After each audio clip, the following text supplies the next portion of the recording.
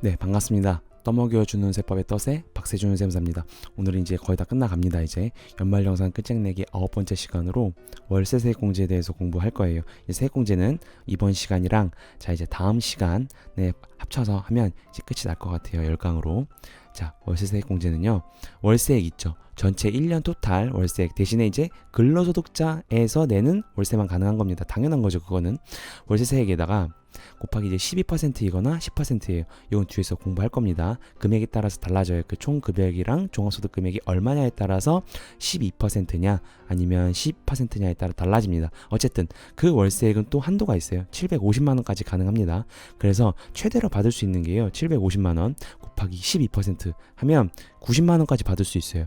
세액공제는 말씀드렸지만 바로 그 세금이 빠지는 거기 때문에 바로 현금을 돌려받는 거예요. 그죠? 엄청 큰 거죠. 한 달 월세보다 더 많이 돌려주는 겁니다. 그렇기 때문에 지금 오늘 잘 공부를 하시고요. 해당이 되면 반드시 챙겨서 무조건 세액공제를 받으셔야 됩니다. 자, 그런데 이 월세세액공제의 전제는요. 임대차 계약서의 주소지랑요. 자, 주민등록표 등본상의 주소지랑 같아야 돼요. 즉 전입신고를 완료해야 됩니다. 전입신고가 안 된 사람들은 받을 수가 없어요. 그리고 전입신고를 중간에 했다. 그럼 중간 이후부터 월세세액공제를 받을 수 있는 겁니다. 그렇기 때문에 이 전제는 꼭 반드시 체크하셔야 되고, 자, 공제 대상 요건을 보도록 할게요.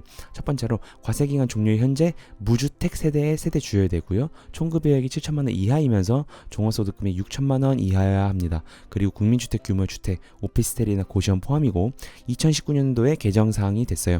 국민주택 규모 주택이 아니더라도 기준 시가 3억 이하의 주택도 가능합니다.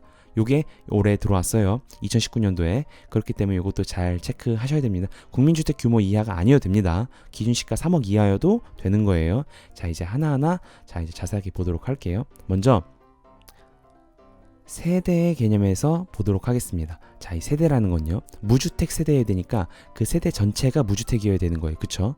자, 세대는요. 본인이랑 배우자 포함이고요. 존속 포함이고요. 비속 포함입니다. 근데 비속의 배우자도 포함이에요. 그리고 본인의 배우자의 형제 자매도 당연히 포함을 합니다. 대신에 생계를 같이 하는 자들만 세대라고 보는 거예요. 이 사람들 중에서. 그런데 만약에 배우자 있잖아요. 이 배우자는 생계를 같이 하지 않아도 무조건 같은 세대로 봅니다. 예를 들어서 남편 같은 경우에는 서울에서 어쩔 수 없이 직장 때문에 일을 하고, 그리고 아내는 이제 부산에서 이제 직장을 가져서 일을 한다고 볼게요.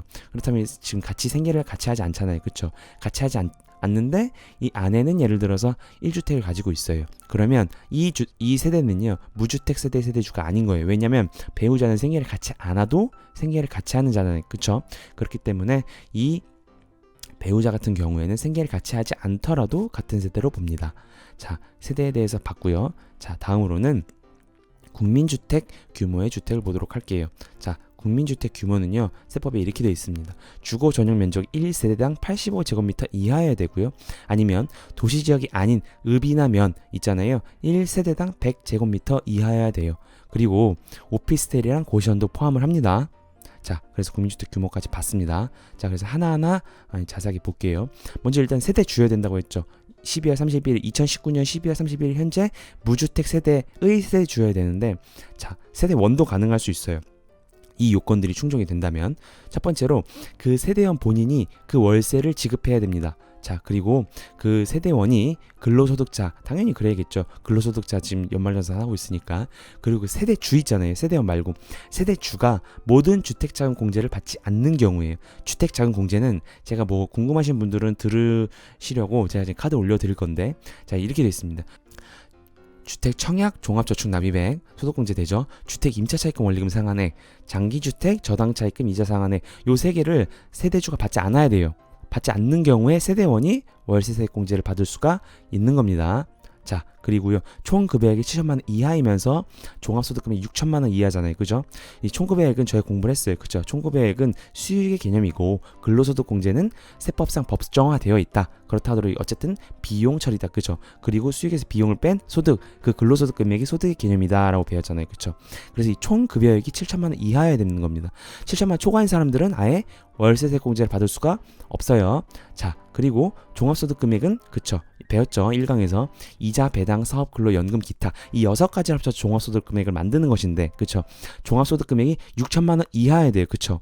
근로소득 금액은 총 급여액에서 근로소득 공제를 빼기 때문에 7천만 원인 사람도 6천만 원이 안 되죠. 어쨌든 포함을 해야 되는 거예요, 그죠? 종합소득 금액 저 6가지 금액을 포함했는데 종합소득 금액이 6천만 원 이하야 된다. 이것도 지금 조건으로 걸어 놓은 겁니다.